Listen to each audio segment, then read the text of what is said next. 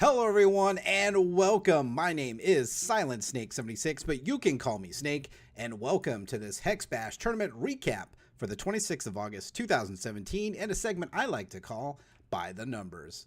So let's take a look here at our champions. These are the top 10 champions used in the last Hex Bash tournament. We see one of them taking up predominantly 30% of the top 10 champions, and that is none other than Ivan Slagpot. Ivan Slagpot in that Blood Ruby configuration, a popular champion with that Redlings deck, and making up 30% of the champions in the top 10 for the last tournament. Number 2, coming in at 21%, we have Dreaming Fox, that Diamond Sapphire control deck. Still very popular, but falling into the number 2 spot here underneath Ivan Slagpot. Coming in at number 3, we see Torque Slamstick. This champion actually moving up a spot from the last tournament, was seeded number 4, now in number 3 position with the number 4 champion. That's Uzu the Bonewalker with that Mono Sapphire build. Still a very popular champion, a popular deck to be used. Now, the number 5 spot is a very interesting one. This is Kagalichu. Now, Kagalichu was kind of low on the spot. Actually, in the last tournament, only one person played Kagalichu, and we see now with that Blood Wild Deathcry deck, a lot of players looking to go to Kagalichu in that configuration, and has definitely increased in its popularity in the since the last bash. Now, tied at 6%, we see Takahiro and Angus the Arsonist. Still strong showings here for both of those champions. And then rounding out the top 10 at 4% each, we have Bloodspinner Zorath, Blue Sparrow, and Renner. So here is the last top 10 champions used in the Bash for last tournament. Again, Ivan Slagpot and Dreaming Fox making up the predominantly over 50% of the champions used in the top 10. So definitely popular champions going forward in the Bash. So let's talk about the top 10 cards included in decks for the last tournament. But before we do that, I think it's also important to talk about the cards that fell out of the top 10. And we're going to take a look at 3 of those cards that fell out of favor of the top 10. One of those is Wicked Webspawn. I thought this was very interesting. We still have predominantly that Blood Ruby deck, you know, the Redlings deck, which Wicked Webspawn is a very key component there. But we saw it fall 6 spots here to number 16 in the tournament from the previous tournament. So I thought that was kind of interesting to see that. Now, these other 2 cards, we'll talk about the first one, Transmogrifade in Sapphire. This one fell 5 spots down to number 12. Now we're seeing less players predominantly playing in Sapphire, so obviously with that we're going to see a little bit less of Transmogrifade. And this card next to it, Runebind, this one actually fell 7 spaces down to number 11, so falling just outside the top 10. Runebind, again, if there's less people playing Sapphire, it's kind of easy to contribute to the fall in the number of cards included in decks. So very interesting numbers here, especially that Wicked Webspawn. But those are the cards that fell out of the top 10 from the previous tournament. Now, let's take a look at the top 10 cards, starting with number 10. Now, this card fell 5 spots from the last tournament, and that is going to be Gemborn Prowler. So, Gemborn Prowler being less included in those blood decks, whether it be Mono Blood or Blood Wild, Blood Ruby. Gemborn Prowler just falling out a little bit of favor, but still within the top 10, dropping 5 spots from 5 to number 10. Now, this card here at number 9 was previously number 36 on the list, so it jumped 27 spaces up to the number 9 spot, and that is Hero Fall. Again, Hero Fall, that quick action, 3 costs, double blood threshold, destroy target opposing troop, then void each opposing troop with the same name in hands or decks. And obviously bringing in Hero Fall to deal with some of those pesky threats like those Mama Yetis, Archons, and Nolzons, and so on. Hero Fall finding a lot of favor with our players from the last bash, and jumping up from number 27 to number 36 to number 9, so jumping 27 spots, being included there. So at number 9, really nice. This card now was the next card coming in at number 8. was previously 19th on the list. So this one jumped 11 spots. Not as big as the Hero Fall jump, but very big as well. First time on the top 10 as well. And that's going to be Primordial Sabertooth. Now, this tournament does reward you with that, the possibility to reward you with the Primordial Sabertooth. But we're seeing that card being played now in Ruby decks. And for very good reason. This has the ability for as long as you have a Ruby threshold and 2 charges, you can take this from your hand and put it in your deck and deal 5 damage to target opposing troops. So this can be a great tool to remove those high defense troops from the field. So you can either get in with damage or just remove a threat from the opposite side of the board. So Primordial Sabertooth jumping 11 spots to make it here on the board at number 8. So let's take a look at number 7. Now, this card was number 2 on the list. It's going to be falling 5 spots here down to 7, and that's going to be Arcane Focus. Arcane Focus, again, we saw less players playing in Sapphire, so it kind of makes sense that we'll see this fall, but it did fall 5 spots from number 2 to number 7. So interesting there. Coming in at number 6, we see Sapphire Ice, again, falling in favor, coming down from number, or actually it was previously number 9, and it jumped up 3 spots to number 6. So an increase in this, and that's going to be Sapphire Ice. So making that jump up from number 9 to number 6, up 3 spots. So interesting that we're seeing less people play Sapphire, but Sapphire Ice increasing. Maybe people who are probably not running this as a Fate Weave or looking to splash into Sapphire.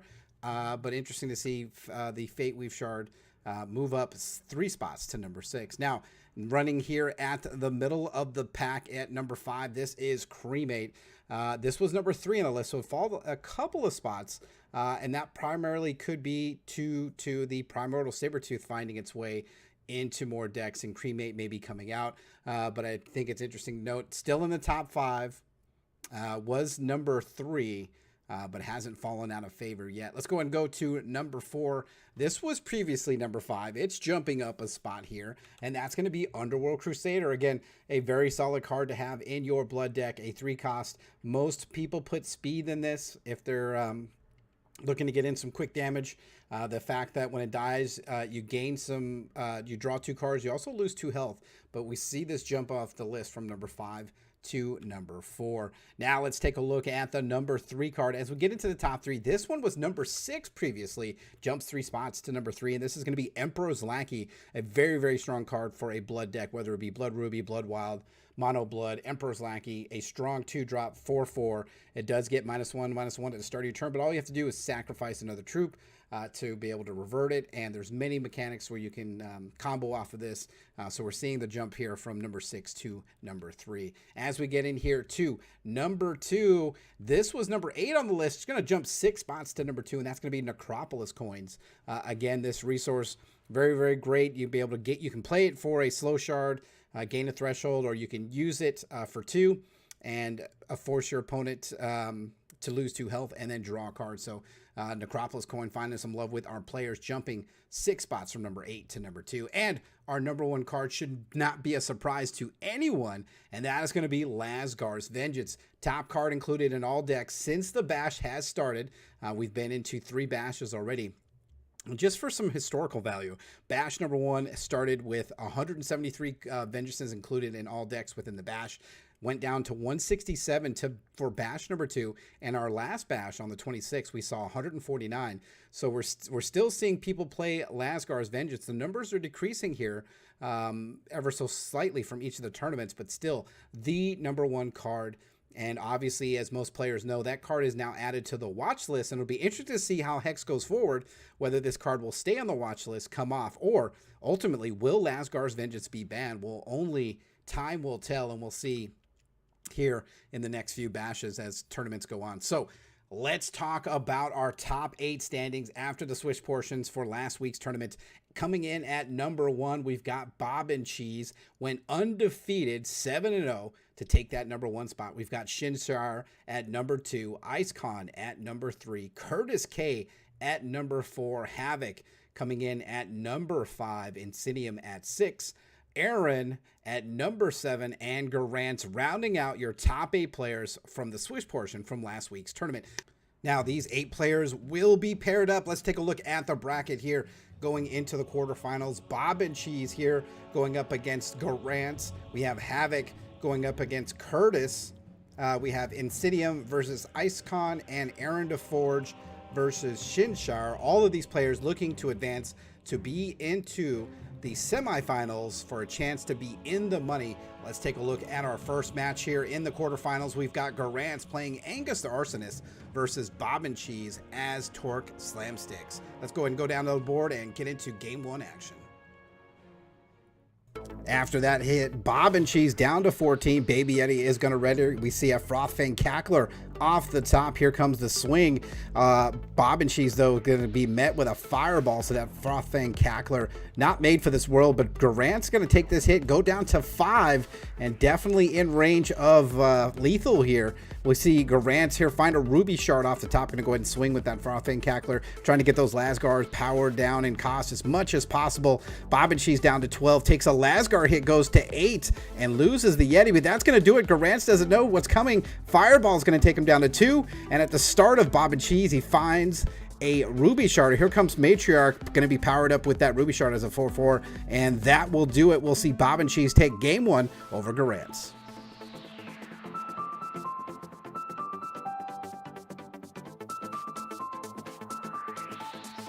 We join game 2 action here with a swing. Outlaw and Yeti going to bring Garant's down to 4. Garant's draw. We're going to see a Lasgar's Vengeance into a Fireball, taking out that Outlaw. But back over to Bob and Cheese, finds a resource, critical resource here, as he's going to be able to cremate and scrounge to be able to keep that resource at 4. Here comes the Mama Yeti. That's going to do it. Crush damage is going to be more than enough, and Bob and Cheese will advance to the semis. After his victory, Bob and Cheese will move into the semifinals round, guaranteed in the money, and he'll be looking to go up against the next opponent between Havoc and Curtis K. We've got Curtis K playing Ivan Slagpot in that Redlings deck versus Havoc as Stalker the Ember in the Mono Ruby. Let's go ahead and go down to the board and check out the action for game number 1. In this classic battle of Mono Ruby versus Redlings, we see Curtis K here hanging back with his Crusaders with Havoc, although a Lasgar's Vengeance is going to be 8 total damage to Curtis K as a result of those Crusaders going to the crypt. 9 damage left on board, and Havoc will take game number 1.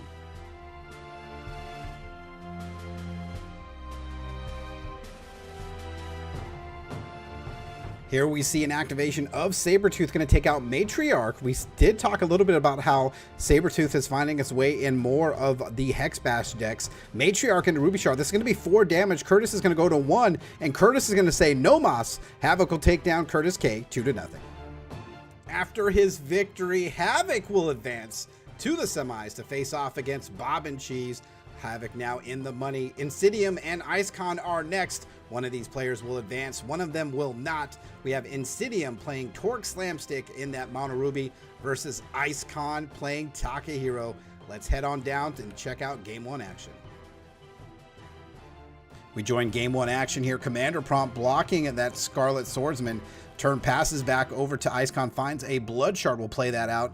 Looks like Promiscuous Succubus for Icecon, going to sacrifice that. Deathcry will go onto the Commander Prompt. No other options here. Shard of Ancient off the top. He'll pass the turn, and it looks like this is going to be game 1 here for Insidium in this quarterfinal match.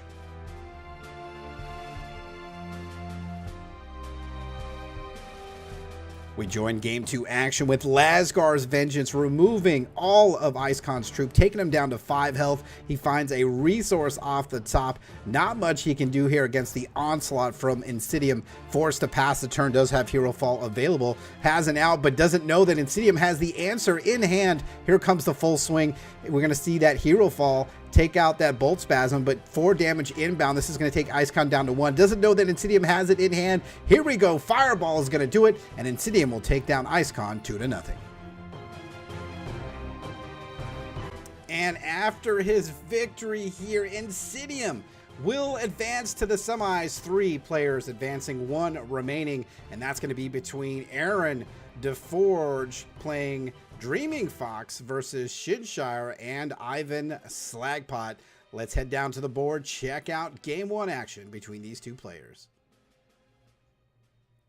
We join game one action here. Aaron down to 2 health, but thankfully we'll play this Silver Talent Adjudicator. We'll go up to 7. He'll pass the turn over to Shinshire. Shinshire, though, Lasgar's Vengeance, going to be the vengeance he needs. Going to take out that Silver Talent Adjudicator, take him down to 3, and we'll see a swing here. No, that's going to do it, and Shinshire will take game number 1.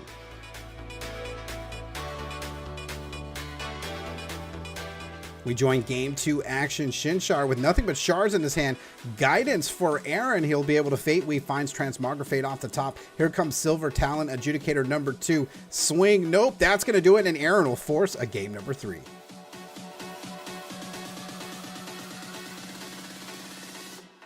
We join an important game number 3. Dark Heart's going to swing, bring down Curtis down to 3. Curtis's draw off the top is going to be that Underworld Crusader, hoping to protect his life total, use that as a blocker, but he doesn't know that Aaron has Pride's Fall. That's going to destroy the troop, but all more importantly, he's going to take 2 points of damage.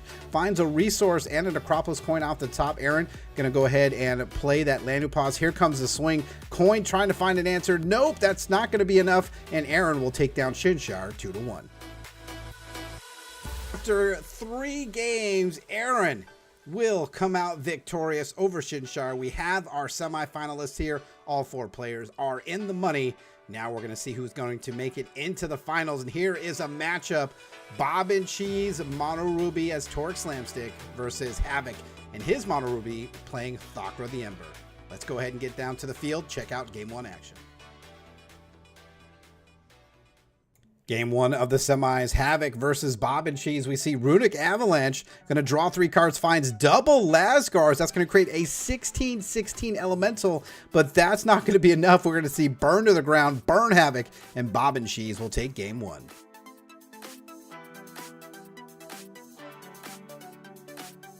A very important game here for Havoc, trying to force a game number 3. We find a Righteous Outlaw off the top. He'll go ahead and play that. He'll swing in. Looks like Bob and Cheese deciding not to use the Fireball at this time. We'll take the 2 to the face. So 1 health separating both of these players. Back to Bob and Cheese. We'll find a Ruby Source. He'll play that out and Fireball that Outlaw. Doesn't want to take any more damage from that if he doesn't have to. And the turn will go to Havoc. Off the top finds Lasgar's Vengeance. Will play a resource. Only 1 away from playing that, but no troops on the board to help power that down.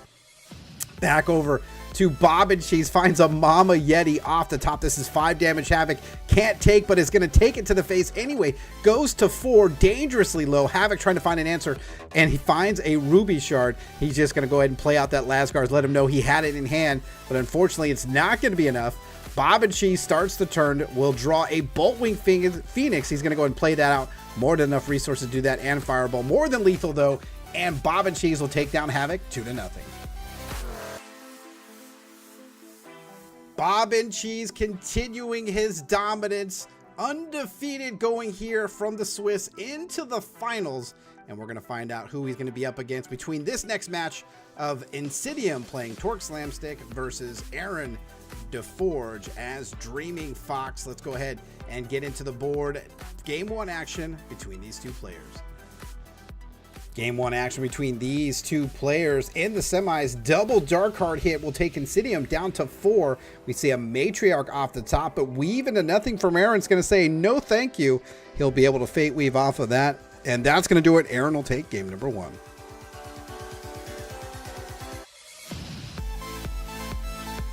We join game 2 with Aaron clinging to 1 health, Arcane Focus, trying to find an answer. He finds another Arcane Focus, so back-to-back focus, trying to find some kind of answer. Sapphire Ice, going to go ahead and Fate Weave, but with more than lethal in the air. We're going to see Insidium take a hit, go down to 23. At the start of his turn, we're going to see Matriarch of Flames come down, and that's going to do it, and Insidium will force a game number 3.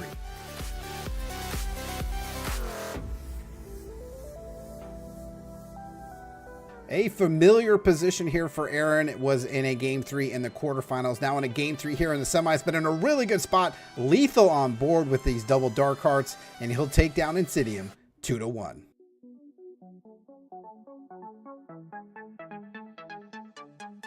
And after 3 games, Aaron moving to the finals. We have our finalists here, and both players will be playing for that first place prize of $500. Let's get into the action. Bob and Cheese as Torque Slamstick playing against Aaron DeForge as Dreaming Fox. Let's head on down and catch game 1 action. Game 1 of the finals. This is the 3rd time that a mono Ruby deck has made it into the finals against Diamond Sapphire. The 2nd time for Torque Slamstick as a champion to be here in the finals. Both players playing out their respective resources. We see Bolt Spasm, turn 1 for Bob and Cheese as we go back to Aaron. But before the end of the turn, we see Transmography turn that troop into a copycat. Aaron going to go ahead and play out a resource. Guidance will allow him to Fate Weave and draw a card. Very, very good card in a diamond deck. He'll pass back over to Bob and Cheese. Still has the troop though, and Lasgar's in hand. That's always good. We'll play out a resource. Here comes the swing. Lasgar is going to tick down by 1. We go back over to Aaron. He's going to go ahead and play that Sapphire Ace. Again, Fate Weave, a great mechanic here. He's going to be able to utilize that. As we go back over to Bob and Cheese, we'll play a Ruby Shard now at 3. Here comes the swing. Lasgar's ticking down again. And Aaron's going to take that hit, go to 23. Bob and Cheese taking the health total lead here as we see Aaron play out a resource. We see a Silver Talon Adjudicator. We see Fireball, and Bob and Cheese is fireballing himself to get under the health total. So yes, Aaron will draw cards, but won't gain health. Fireball going to take out that Silver Talon Adjudicator. What a move here from Bob and Cheese. We see a resource come down for 4, and looks like Mama Yeti's going to join that copycat. So we're going to see 6 damage here directly to the face. Lasgar is going to tick down by 2 as a result of that swing. We back to Aaron now at 17 health while Arcane Focus finds Transmografade. We'll go ahead and play out a resource. And here comes Dark Heart. So now Bob and Cheese is going to have to force to sacrifice a troop. It's going to be that copycat. We'll draw. Here comes a Ruby Shard. Looks like we're going to see Mama Yeti into that Scapegoat. So potentially here 11 damage inbound. No activation of champion power. So Gladiator 1 for all troops. Lasgar is going to tick down by 3. A block to the goat. We're going to take 12 damage. And Aaron's going to be down to 5. Eldorathian Glory off the top. We're going to see Arcane Focus find an Into the Unknown. And we're going to play out that Shard of Purpose. And Aaron in a really bad spot here as we go over to Bob and Cheese. Going to sacrifice one of those Yetis. Finds a Cremate off the top. Here comes the Scapegoat again. And it looks like a Into the Unknown on that Mama Yeti. Turns it into a duplicitous Duke. But here comes the swing. Block here is going to put it back into his hand. But that's going to make Lasgar's cheap enough for this hit. And here comes Cremate. No way to stop it. And Bob and Cheese will take game number 1.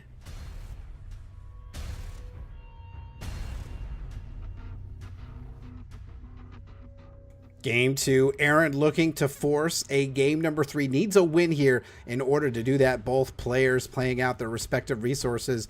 Good starting hands from both players. We see Fate Weave over here on Aaron's side. Arcane Focus off the top. Great hit here. He's going to go ahead and play out that Fate Weave Shard and just pass the turn, leaving up Transmografade. Doesn't want to run into any trouble here from Bob and Cheese as things can get pretty hectic. Here's one of those reasons. Righteous Outlaw going to be met with Transmografade. Going to turn into a Gravengeist though. And again, the troops are important for Bob and Cheese to be able to reduce the cost of that Lasgar's resource here for Aaron. Going to go ahead and just pass the turn. We go back over to Bob and Cheese.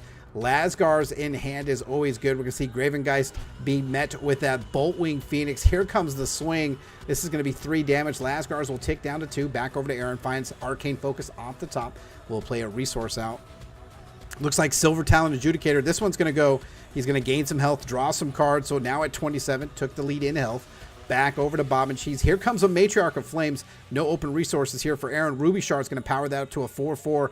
Torque Slamstick's going to give Gladiator 1 to everybody. Here comes the swing. Silver Talon's going to jump in the way of the biggest amount of damage. Still going to take 5 here and go down to 22. Aaron draws. We're going to see Arcane Focus find Transmografade. Good hit here for Aaron as he's going to Transmografade. That Matriarch turns it into a Vampire Prince though.